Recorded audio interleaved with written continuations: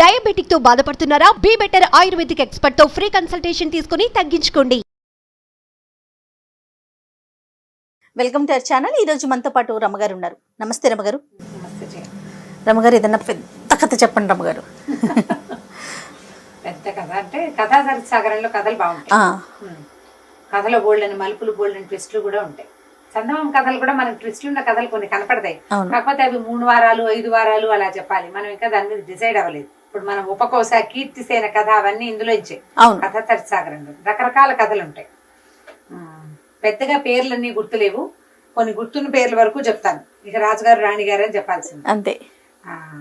ఒక రాజుగారికి 100 మంది భార్యలు ఉన్నారట. అయితే సంతానం కలగల, సంతానం లేనప్పుడు లేదు, ఇక పిల్లలు పుట్టేలాగా లేరనుకుంటున్నాడు. ఆయనకి ఈ రాణుల్లో చివరి ఆవిడంటే చాలా ప్రీతట. 100వ నెంబర్ అంటే ఆవిడ చాలా బుద్ధిమంతురాలు. ఇప్పుడు ఓ 10 మంది పిల్లలు ఉన్నారు, ఓ పిల్లాడంటే ప్రీతి అనగానే వాడు పార్షియాలిటీ లాగా కనపడుతుంది మనకి. భార్యల్లో ఒక ఆవిడంటే ప్రీతి అంటే ఒకటి ఆవిడ అందంగా ఉండుండొచ్చు, లేదా రాజుకి నచ్చే రకపు ధోరణి ఆవిడలో ఉండుండొచ్చు. భార్యలు అంటే బయట నుంచి వస్తారు కదా, అందరూ ఎవరి దారిని వాళ్ళు ఉంటారు, ఎవరి ధోరణిలో వాళ్ళు. ఈయనకి నచ్చే ధోరణి ఏదో ఉంది, నచ్చే రకపు ధోరణి, నచ్చే రకపు మాట తీరు, సౌందర్యం. ఫలానా పెద్ద కళ్ళు, ఫలానా అదేదో ముక్కు, చంద్రబింబం లాంటి మొహం, చారెడు చెంపకి చారెడు కళ్ళు, బారెడు జడ, ఇవన్నీ ఉంటాయి ఒక్కొక్కరికి ఒక్కోటి. ఈ రాజుగారికి ఏవో ఉన్నాయి కొన్ని, ఆ ఉన్నవన్నీ ఈవిడకున్నాయి. చివరి భార్య ఆవిడంటే చాలా ప్రీతి. అయితే ఏమైందట, సంతానం లేదు.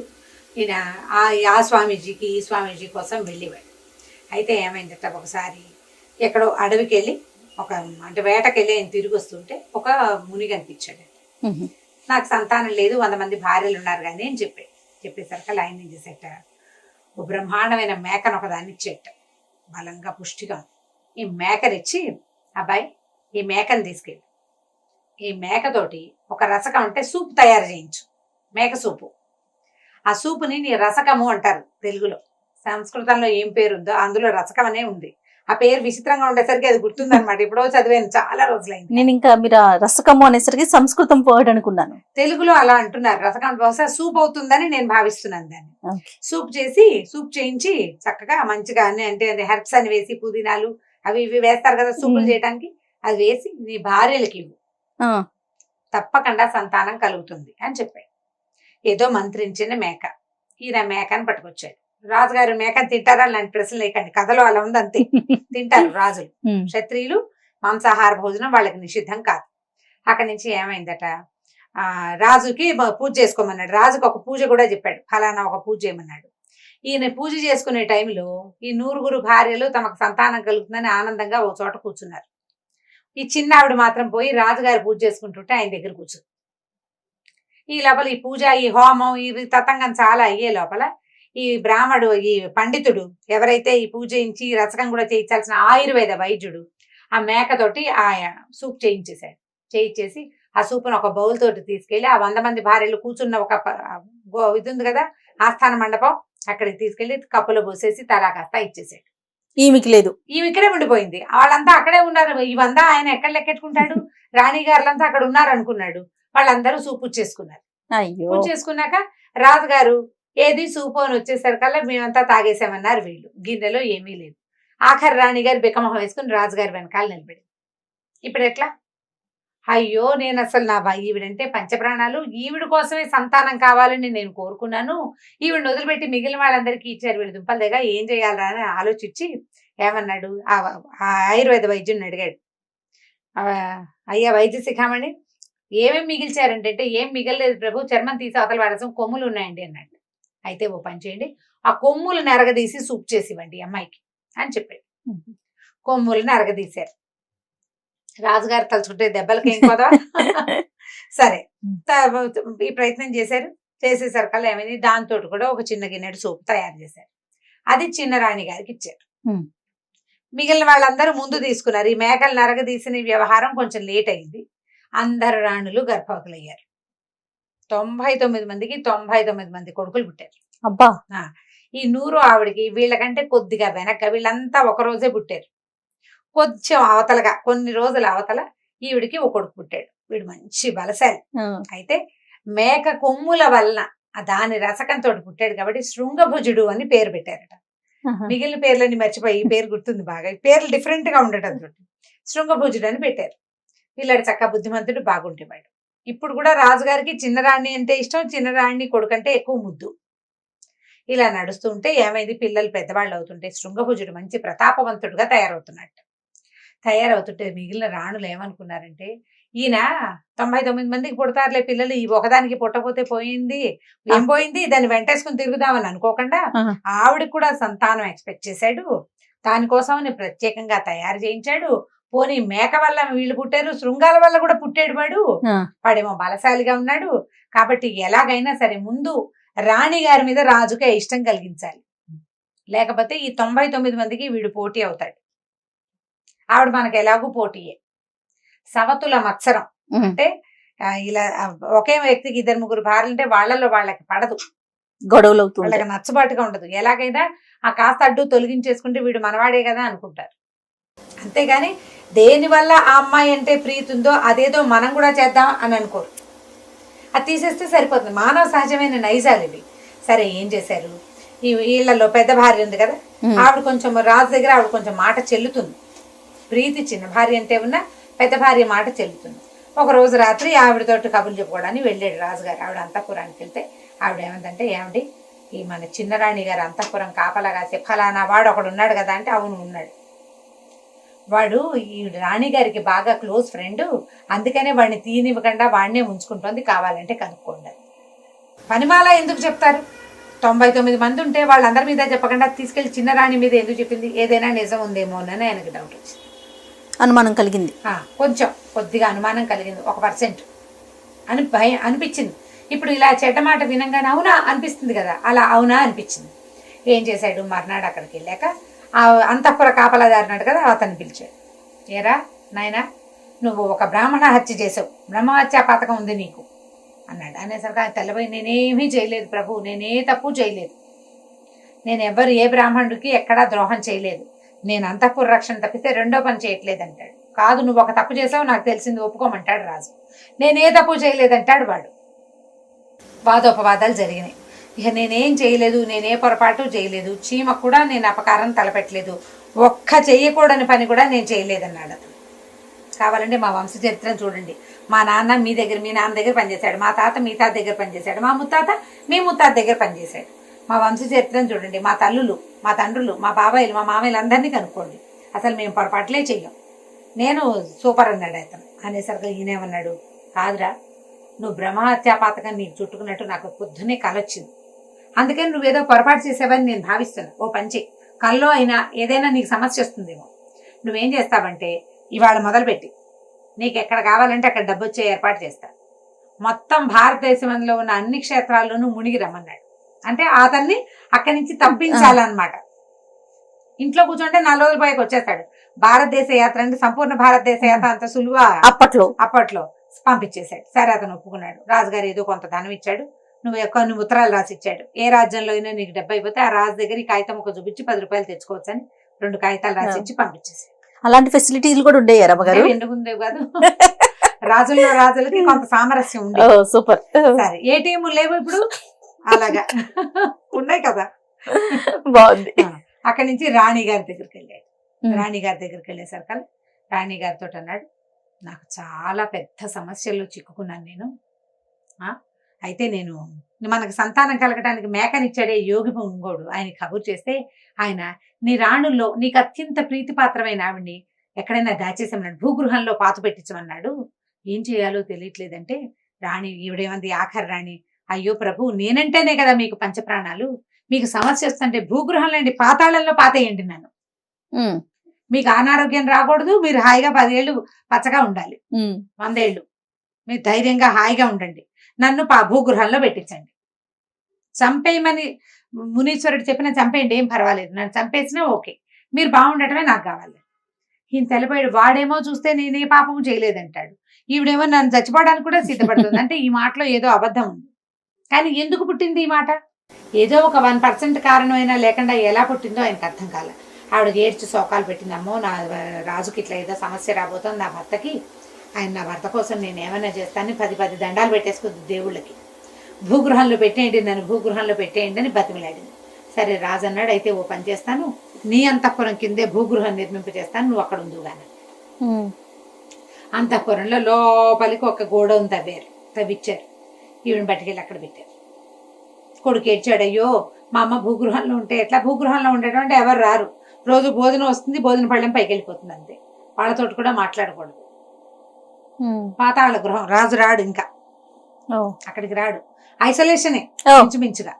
అయ్యేసరికల్లా ఏమైంది, పిల్లాడు ఏడిస్తే తండ్రి అన్నాడు, ఒరే నాయన నేను నిన్ను జాగ్రత్తగా చూసుకుంటాను, కొన్నాళ్ళ పాటు మేమని ఇక్కడే ఉండిద్దామని ఒప్పించాడు.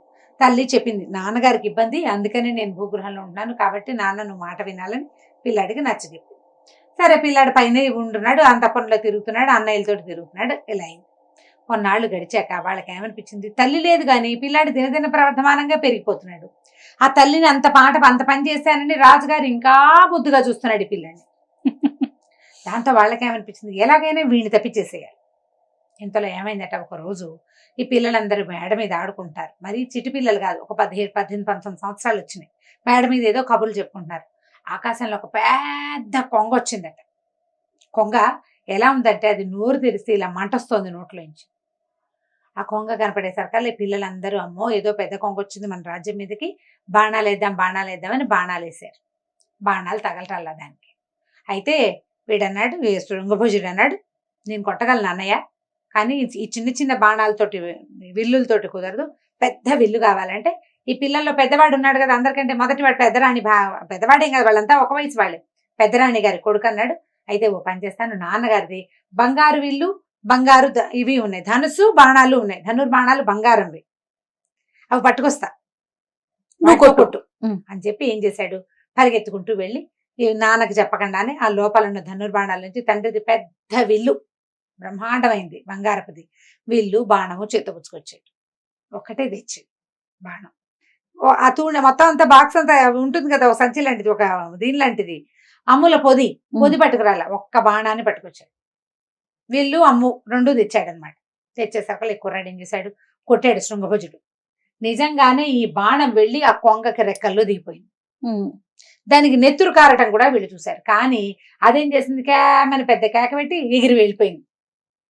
ఇప్పుడు గుచ్చుకుందే బాణంతో సహా వెళ్ళిపోయింది.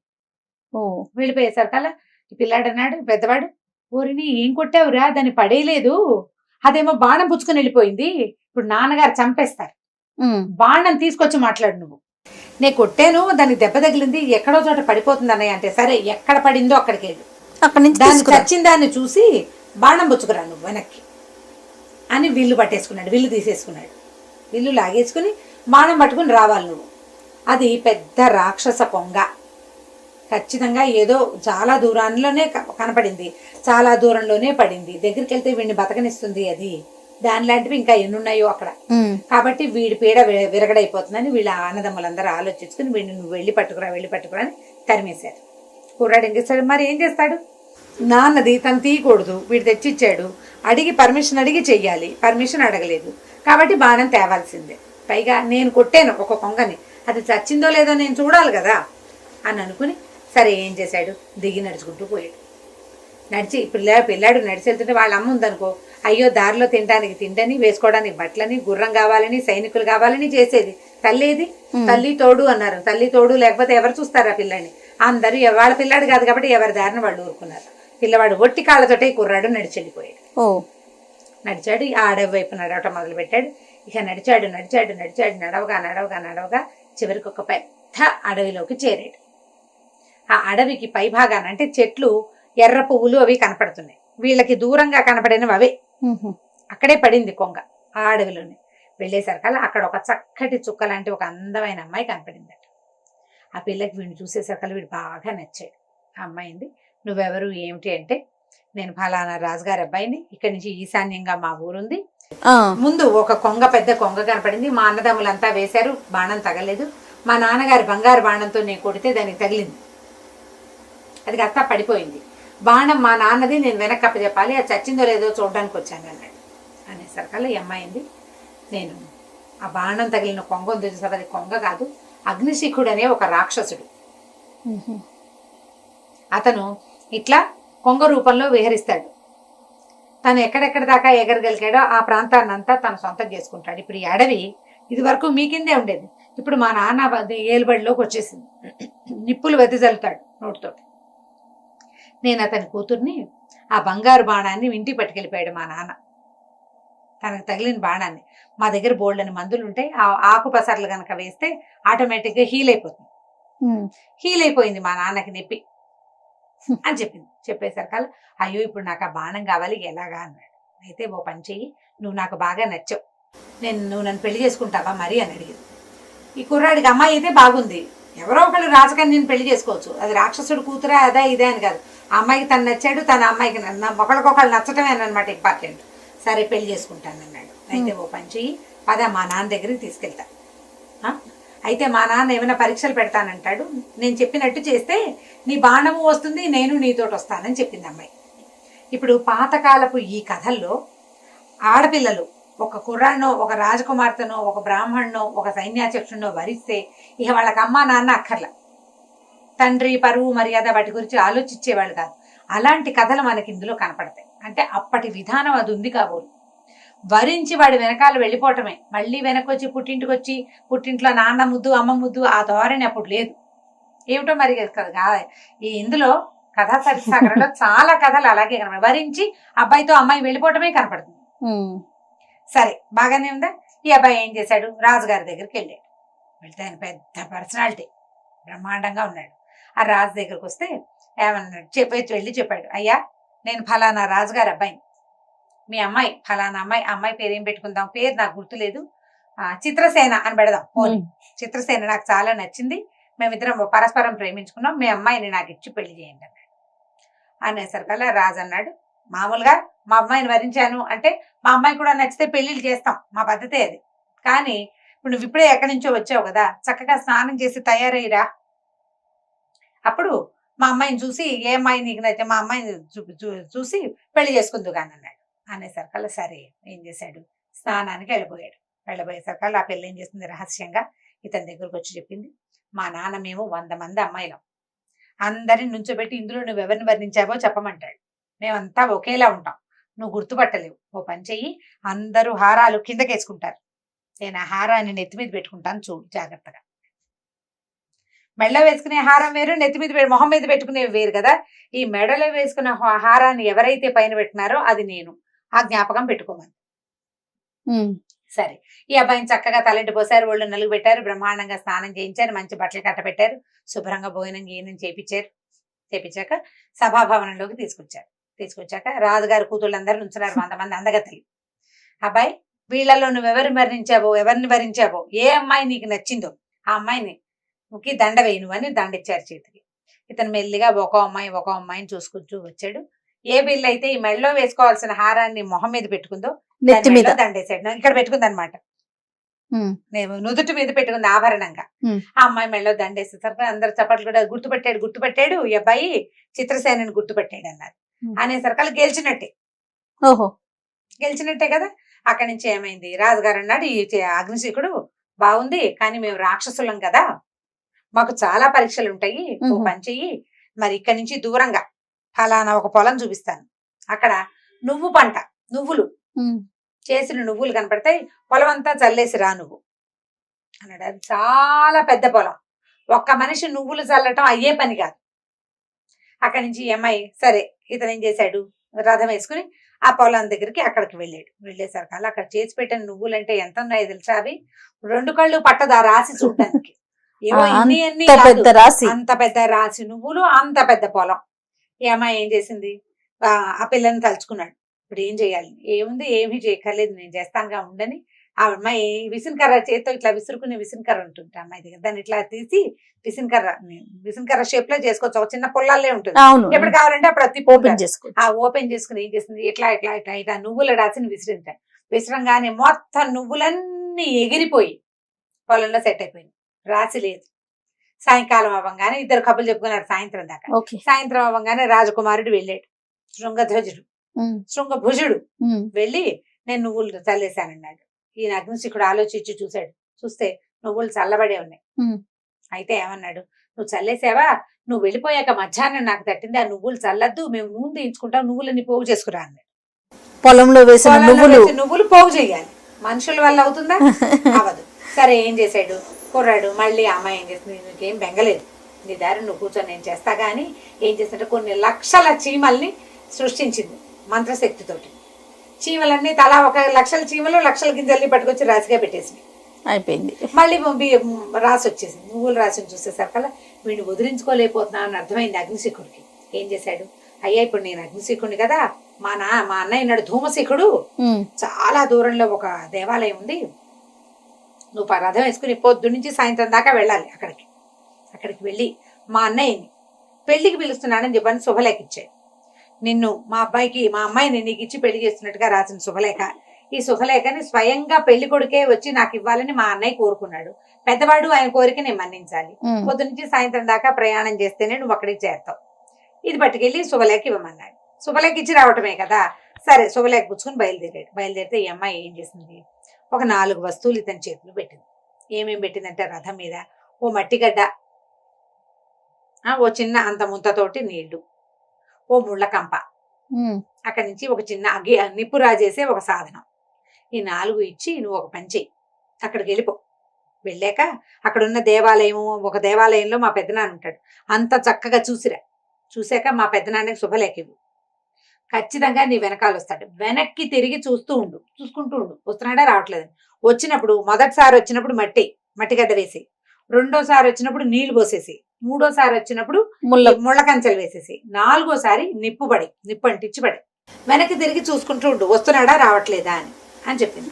ఈ 4 చిన్న చిన్న వస్తువులే కదా రథం మీద పెట్టుకున్నాడు. రథం తోలుకుంటూ పోయాడు. అక్కడే వెళ్తే ఏమైంది, ఇదంతా ఎంత దూరమో వెళ్ళగా పెద్ద దేవాలయం కనపడింది. మధ్యలో శివాలయం, శివుడు పార్వతి. అంటే శివాలయానికి ఓ పక్కన అమ్మవారు ఉంది, ఇంకో పక్కనేమో వినాయకుడు ఉన్నాడు. అక్కడి నుంచి 2 పెద్ద నెమళ్ళు ఉన్నాయి. ఆ మెట్లు ఎక్కుతూ ఉంటే దేవాలయం మెట్లు పెద్ద నెమళ్ళ విగ్రహాలు ఉన్నాయి. పైకి ఎక్కితే ఏనుగుల విగ్రహాలు ఉన్నాయి. పార్వతీదేవి చక్కగా అలంకరించి ఉంది. వినాయకుడు ఎలుక మీద కూర్చున్న వినాయకుడు విగ్రహం కనపడింది. చూసి దాని చోట్ల దండం పెట్టుకున్నాడు. ఈ నెమళ్ళ విగ్రహాలని ఏనుగుల విగ్రహాలని విచిత్రంగా అతను చూస్తూ అటు ఇటు తిరుగుతుండగానే ఈ ధూమశిఖుడు వచ్చాడు బయటికి. వాడు ఇంకా పెద్ద రాక్షసుడు, అగ్నిశిఖుడు అన్నయ్య. ఏమిటి, ఎవరు నువ్వు, ఎందుకు వచ్చావన్నాడు. నేను మీ తమ్ముడు అగ్నిశిఖుడు కూతురైనటువంటి చిత్రసేనని పెళ్లి చేసుకోబోతున్నాను, మీకు శుభలేఖ ఇచ్చి రమ్మన్నాడు, స్వయంగా ఆహ్వానించి రమ్మన్నాడు మీ తమ్ముడు, ఇదిగోండని శుభలేఖ చేతిలో పెట్టాడు. శుభలేఖ తెరిచి చూసుకున్నాడు ఈయన. శుభలేఖలో ఏముంది, వెంటనే ఇక ఆగలేదు ఈ అబ్బాయి. ఈయన శుభలేఖ తెరిచే లోపల ఈ కుర్రాడికి అమ్మాయి చెప్పింది ముందే, మా పెద్దనాన్న చేతిలో శుభలేఖ పెట్టిన మరుక్షణం నువ్వు గుర్రం ఎక్కేసేయాలి, రథం ఎక్కేసేయాలి. పరిగెత్తుకుంటూ వెళ్ళి రథం ఎక్కేసాడు. రథం ఎక్కి రథం తోలుకుంటూ బయలుదేరాడు. ఈయన శుభలేఖ తెరిచి చూసుకున్నాక ఈ వచ్చిన శుభలేఖ పట్టుకొచ్చిన కుర్రాన్ని చంపేయమని కింద రాక్షస భాషలో రాయబడి ఉంది. ఓహో. ఆ ధూమశిఖుడు ఏం చేశాడు, పరిగెత్తుకుంటూ వచ్చాడు ఈ కుర్రాన్ని పట్టుకోవటానికి. ఈ కుర్రాడు రథం తోలుతున్నాడు, వెనక్కి తిరిగి చూస్తున్నాడు కదా. చూస్తుంటే ఈయన కనపడంగానే ఏం చేశాడు, ముందు మట్టి గడ్డని విసిరేసాడు. విసిరేసేసరికి అది పెద్ద పర్వతం అయిపోయింది, పెద్ద ఎత్తు గుట్ట అయిపోయింది. ఈ ధూమశిఖుడు అట్లా ఎలాగోలాగా ఎక్కి మొత్తానికి ఆ గుట్ట దాటి మళ్ళీ వచ్చి పరిగెత్తుకొచ్చేస్తున్నాడు. వస్తుంటే ఈసారి ఏం చేశాడు, ఒక చిన్న ముంత ఇచ్చింది కదా నీళ్లు, ఈ నీళ్ల ముంత విసిరేసాడు వెనక్కి. కుర్రాడు శృంగ భుజుడు రాజకుమారుడు విసిరేసేసరికల్లా ఏమైంది, ఇది పెద్ద నదిలాగా అయిపోయింది. ఆ నీళ్ళన్నీ దాటుకుంటూ చచ్చి చెడి వచ్చాడు ఈ ధూమశిఖుడు. వచ్చేసరికల్లా ఈసారి ఏం చేశాడు, ముళ్ళకంచి ఇచ్చింది కదా అంత ముళ్ళకంప, ఆ కంపనెత్తి విసిరేస్తే అది పెద్ద అడవి అయిపోయింది. మంత్రశక్తి అనమాట. వీడు ఈ అడవి దాటి వచ్చే లోపల ఈ కుర్రాడు ఏం చేశాడు, వస్తున్నట్టు గమనించుకుని ఈ అగ్గి ముట్టించి వెనక్కి విసిరేసేసరికల్లా నిప్పంటుకుపోయింది. నిప్పంటేసింది. అంటుకుపోయి మొత్తం కాలిపోయింది. అందులో ఈ ధూమశిఖుడు కూడా ధూమంగా కలిసిపోయాడు. ధూమశిఖుడు అంటే పొగ, ఆ పొగలో కలిసిపోయాడు. ఇంకా అతను రాల. ఇతను పరిగెత్తుకుంటూ వచ్చేసాడు వెనక్కి. వచ్చేసాక వచ్చిన కుర్రాన్ని చూసి అగ్నిశిఖుడు ఆశ్చర్యపడి, ఎలా వచ్చావు నువ్వంటే, అదేమిటి రథం మీద వెళ్ళాను, రథం మీద వచ్చా, ఇదిగో నువ్వు ఇచ్చిన రథం. అయితే నువ్వు నిజంగా వెళ్ళావని. నిజంగా వెళ్ళాను. అక్కడ ఒక పెద్ద దేవాలయం ఉంది, కింద 2 నెమళ్ళ విగ్రహాలు ఉన్నాయి, మెట్లు ఎక్కాక 2 ఏనుగుల విగ్రహాలు ఉన్నాయి, మధ్యలో శివాలయం ఉంది, పక్కన అమ్మవారు ఉంది, రెండో పక్కన విఘ్నేశ్వరుడు ఉన్నాడు. చూసినట్టుగా చెప్పాడు. అమ్మవారికి అలంకారం ఉంది, వీడికేమో వినాయకుడేమో చక్కగా ఎలుకనెక్కి కూర్చుని ఉన్నాడు, పువ్వులు అవి అలంకరించి ఉన్నాయంటే ఆ దేవాలయం నరమానవుడు కళ్ళ చూసేది కాదు, ధూమశిఖుడి మాయతోటి ఏర్పడింది. అంటే వీడు నిజంగానే చూసొచ్చాడు. ధూమశిఖుడు ఏమయ్యాడు, ధూమంలో కలిసిపోయాడు. దాంతో ఏమనుకున్నాడు, రేపొద్దున పెళ్లి చేస్తాను ఉండమన్నాడు. ఇది అమ్మాయి ఏం చేసింది, అర్ధరాత్రి వచ్చి మా నాన్న పెళ్లికి వెళ్ళి ఏం చేయడు, నేను చంపడానికే ప్రయత్నం చేస్తున్నాడు, బంగారు బాణం మా నాన్న లోపల దాచుకున్నాడు, బాణం పుచ్చుకుని వచ్చేస్తాను, మన ఇద్దరం కలిసి వెళ్ళిపోదాం పదా అని చెప్పేసి ఏం చేసింది, ఆ బంగారు బాణం చేత్తో పుచ్చుకొని ఈ కుర్రాన్ని తీసుకుని బయటికి పరిగెత్తుకుంటూ వచ్చేసేసరికల్లా ఏమైంది, తెల్లవారుజామున ఈ అబ్బాయిని చంపుదాం అనుకున్నారు వాళ్ళు. రాక్షసులు వాళ్ళ పిల్లని వీడికి ఇవ్వడం ఇష్టం లేదు. తెల్లవారిపోయిన తర్వాత చూసుకుంటే కుర్రాడు లేడు, అమ్మాయి లేదు. దాంతో ఈ అబ్బాయి వెనకాల పడాలని అగ్నిశిఖుడు ఏం చేశాడు, మళ్ళీ యథారూపం కొంగ రూపం ధరించి పరిగెత్తుకుంటూ వచ్చాడు. కానీ ఇతను రాక్షసుడు కదా, జనరల్ గా ఏం చెప్తారంటే రాక్షసులకి చిన్న మందబుద్ధి ఉంటుందని చెప్తారు. ఈ వచ్చేసరికల్లా ఈ అమ్మాయి వాళ్ళ నాన్న రెక్కల అల్లార్చిన శబ్దం వినపడేసరికల్లా అమ్మాయి ఏం చేసింది, నువ్వు మాట్లాడకుండా ఇక్కడే ఉండని తను ఒక కట్టెలు కొట్టేవాడి రూపం ధరించి చెట్టు కొడుతుంటే సరే ఈ కొంగ అక్కడ ఆగి మానవ భాషలో ఈ అబ్బాయిని అడిగింది, కట్టెలు కొట్టేవాడిని అడిగింది, అబ్బాయి ఒక అమ్మాయి ఒక అబ్బాయి బంగారు బాణం చేత్తో పుచ్చుకుని ఇటు వెళ్ళారా అని. వెళ్ళేసరికల్లా వెళ్ళారు, అయితే వెళ్ళటం అయితే వెళ్ళారు, నాకేమో ఏం చెప్పారంటే రాజు అగ్నిశిఖుడు చనిపోయాడు కదా, ఆయన్ని తగలేయడానికి ఆయన్ని దహనం చేయడానికి కట్టెలు కావాలన్నారు, కట్టెలు మోపు తీసుకుంటాము, ఇక్కడే ఉండవు, ఇక్కడ కొట్టి ఇక్కడే పెట్టమన్నారంటే అగ్నిశిఖుడు తలబడి ఇదేమిటి నేను చచ్చిపోయినా నేను ఎలా చచ్చిపోయాను అని చెప్పి ఏం చేశాడు, ఆ కట్టెలు కొట్టేవాడిని అక్కడే వదిలిపెట్టి పరిగెత్తుకుంటూ వెనక్కి ఇంటికి వెళ్ళి అడిగాడు, ఒరే నేను చచ్చిపోయానా, చచ్చిపోవటం ఏమిటి ప్రభు మీరు ఉన్నారు కదా అన్నారు. అనగానే ఓహో వీడు నన్ను మోసం చేశాడు ఎవడోనని మళ్ళీ ఎగురుకుంటూ వచ్చేసాడు కొంగలాగా. ఈ అమ్మాయి వెంటనే రూపం మార్చుకుని భర్తను తీసుకుని ఇంకా ముందుకెళ్ళిపోయింది, కుర్రాన్ని తీసుకుని ఇంకా బాగా ముందుకెళ్ళిపోయిన తర్వాత మళ్ళీ అగ్నిశిఖుడికి దొరికారు. ఈసారి ఏం చేసింది, ఈ అబ్బాయిని ఒక గాడిదలాగా మార్చేసేసి గాడిద మీద కట్టెలు మోపులుగా పెట్టి అక్కడ ఒక నువ్వు పంటుంటే నువ్వులు కోస్తుంటే అడిగాడు అగ్నిశిఖుడు, నువ్వులు కోసేవాడా, ఒక అమ్మాయి అబ్బాయి ఇటు వెళ్ళారా బంగారు బాణం చేత్తో పుచ్చుకుని అంటే, బంగారు బాణం చేత్తో పుచ్చుకుని వెళ్ళారు గాని రాజైన అగ్నిశిఖుడు మరణించాట, ఆ అమ్మాయి అగ్నిశిఖుడు కూతురుట, ఇదిగో తగలే ఆయన దహనం చేయటానికేమో కట్టెలు ఇచ్చింది, అక్కడి నుంచేమో నువ్వు కోసిపెట్టు, నేను వాటిని నూనె తీసి మా నాన్నని దహనం చేస్తామంది, నువ్వులు తీస్తున్నాను అని అనేసరికల్లా వీడు ఇదేమిటి నేను మళ్ళీ చచ్చిపోయినా అని మళ్ళీ పరిగెత్తుకుంటూ వెనకెళ్ళేసరికల్లా ప్రజలు ఆయన సైనికులంతా నవ్వారు, అదేమిటి ప్రభు మీరు బతికే ఉన్నారు, చనిపోవటం ఏంటి, మీరు చనిపోలేదు, మిమ్మల్ని వాళ్ళు ఎవరో మోసం చేశారంటే సరే నేను బతికే ఉన్నాను అనుకుని మళ్ళీ వచ్చాడు. మళ్ళీ ముందుకు వచ్చేసరికల్లా ఇంకా బాగా ముందుకు వచ్చేసరికల్లా ఈ అమ్మాయి అడవి దాటిపోయిన తర్వాత ఈ అడవి దాటాక ఏమైంది, ఆ అమ్మాయి ఒక సాధారణ మానవ రూపం ధరించిన పిల్ల, మంచి మంత్రశక్తి కలిగింది, తండ్రిని మోసం చేయగలదు, అతనికి శక్తులు ఉన్నాయి కానీ తెలివి తక్కువ తండ్రికి. ఈ పిల్లకి పిల్ల మహా తెలివి. మా భార్య భర్త ఇద్దరంటే రాజకుమారుడు ఈ చిత్రసేన ఇద్దరు పూర్తిగా రూపాలు మారిపోయి కనపడేసరికల్లా ఏమైంది, వీళ్ళనే అడిగాడు, ఒక అమ్మాయి అబ్బాయి వెళ్తున్నారు మీరు చూసారా అని. అమ్మాయి అబ్బాయి చిత్రసేన వెళ్ళిపోయారు అగ్నిశిఖుడు ఇంటికి, వాళ్ళ నాన్నని మోసం చేశానని చిత్రసేన బాధపడుతోంది, అందుకని చెప్పి అబ్బాయి మళ్ళీ అమ్మాయిని వెనక్కి దింపడానికి వెళ్ళిపోయాడు వెనక్కి, ఇద్దరు కలిసి నడుచుకుంటూ వెళ్తున్నారు, నీకు కనపడలేదా అనేసరికల్లా ఏం చేసి అయితే నా కూతురు నా ఇంటికే చేరిపోయిందనమాట అని చెప్పేసి ఇతను మళ్ళీ వెనక్కి వెళ్ళిపోయేసరికల్లా తెల్లవారిపోయింది కదా, చీకటి పడిపోయింది. ఇదంతా అవ్వాలి కదా, ఈ ప్రయాణం ఈ హడావిడంతా. ఈ ఇంటికి వెళ్ళేసరికల్లా అందరూ సైనికులు నవ్వారు, ఈసారి మీరు బతికే ఉన్నారు ప్రభు అనేసరికల్లా నేను బతికుండటం కాదురా, నా కూతురు ఆ కూతురుని తీసుకెళ్లిపోయిన మానవుడు ఇద్దరు తిరిగి వచ్చారంటే రాలా మోసపోయానని తెలిసాక ఏమనిపించిందంటే అతనికి, ఇక వీళ్ళని నేను పట్టుకోలేను, తన కూతురు ప్రతిభ ఇదేనా అనుకోవటంలా, అతను మానవుడి ప్రతిభ అనుకుంటున్నాడు, వాడు ఎవడో మానవతమైన శక్తి ఉంది వాడికి అని చెప్పేసి ఇంకా ఆయన మళ్ళీ వెళ్తే ఎన్నిసార్లు నేను వెనక్కి తిరిగి రావాలి, నాకు ఓపిక అయిపోయింది, ఈ పక్షిలాగా ఎగిరెగిరి వెళ్తున్నాడు కదా, అంతకుముందు రోజుకు ఒకసారి ఎగిరేవాడు, ఇప్పుడు 3 ట్రిప్పులు అయ్యింది, ఊరుకున్నాడు. ఇంకా ఈ అమ్మాయి ఏం చేసింది, అబ్బుకన అతని రాజ్యానికి తీసుకెళ్ళిపోయింది. వెళ్ళేసరికల్లా ఈ శృంగభుజుడు వాళ్ళ నాన్నకి వెళ్ళి ఈ బంగారు బాణాన్ని అప్పచెప్పేసరికల్లా ఆయన ఈ పిల్లాడు ఏమైపోయాడో తెలియటలా ఇన్ని రోజుల నుంచి. సరే ఈ అబ్బాయి వచ్చేసాడు, ఈ అమ్మాయిని కూడా తీసుకొచ్చుకున్నాడు, ఆ అమ్మాయిని ఇచ్చి వివాహం జరిపించారు. ఆ వివాహం నాటి రాత్రి విందులో ఈయన తన పెద్ద భార్య దగ్గర స్పెండ్ చేశాడు కాస్త టైం. అప్పుడు టైం అయిందట, ఆవిడ పెళ్ళి అయింది, పెళ్లి విందులో అందరూ మధువు సేవిస్తారు, మధు ఎక్కువయ్యి ఆవిడ ఏమంది నిద్రమత్తులు అసలు వాడిని తప్పిద్దామంటే వాడు తప్పుకోవట్లేదు, వెళ్ళిన వాడు మళ్ళీ పిల్లని వెంటేసుకుని వచ్చేసాడు, ముందే వాడికి కొడుకులు పుడతారు ఏమిటో, మా పిల్లలు పెళ్లిళ్ళు అవ్వకుండానే భూగృహంలో ఉన్నా సరే దాని దశే బాగుంది, దానికి ముందు మనవలు పుడతారని కలవరిచ్చింది. దాంతో ఈయనకి వీళ్ళు కావాలనే చేశారు అని అర్థమైంది. ఇంత అయితే కానీ ఆయనకు తెలియలేదు, అది బయటికి రావాలి, అది అసలు నిజం కాదు అనే వాక్యం ఎవరిని అడుగుతాడు? ఈయన ప్రచ్ఛన్నంగా ఎవరి మీదైనా అడిగాడు అనుకో, అడిగితే అనవసరంగా మాటలు పెరిగిపోతాయి కదా. అవును, అడగకుండానే ఊరుకున్నాడు. సరే అక్కడి నుంచి పరిగెత్తుకుంటూ వెళ్ళి ఆ పాతాళ గృహంలో ఉన్న భార్యను పైకి తెచ్చుకున్నాడు. మర్నాడు పొద్దున శృంగభోజుని రాజు చేస్తున్నానని ప్రకటించి ఈ పెద్ద రాణి వల్ల ఈ అమ్మాయి ఇలా ఇన్ని రోజులు ఈవిడ భూగృహంలో ఉండవలసి వచ్చిందని చెప్పేసి ప్రజల ముందు ప్రకటించేశారు కదా. అందరూ 7 శ్లోకాలు పెట్టారు. వాళ్ళందరినీ ఊళ్ళోంచి వెళ్ళిపోమన్నాడు రాజు. కానీ చిన్నరాణి గారు ఒప్పుకోలే. సవతుల్లో మత్సరం ఉండటం లోక సహజం, ఇది లోక సహజమైంది. వీళ్ళు ఎవ్వరూ లేకుండా ఈ అంతఃపురంలో నేను ఒకదాన్నే ఏముంటాను, 100 మంది ఉండే అంతఃపురంలో ఒకళ్ళు ఉండగలరా? వాళ్ళ తప్పులు మన్నించండి అని బాగా బతిమలాడి తన తాలూకు తోడుకోడలని వెళ్ళిపోనివ్వాల, వాళ్ళని అక్కడే ఉంచుకుంది. శృంగభుజుడు రాజు అయ్యాక సరే ఏం చేశాడు, తన అన్నదమ్ముల్ని తన తాలూకు సైన్యాధ్యక్షులుగా పెట్టుకుని చక్కగా రాజ్యాన్ని బాగా పరిపాలించాడు. అతని సంతానమే రాజులయ్యారు. ఓహో, ఎందుకంటే అతనికి ముందు వివాహం అయింది. ఈ వచ్చిన అమ్మాయి చాలా రాక్షసమాయలు కలిగింది, దానికి బాగా విద్యలు ఉన్నాయి, మంత్ర విద్యలు కలిగి ఉంది కదా.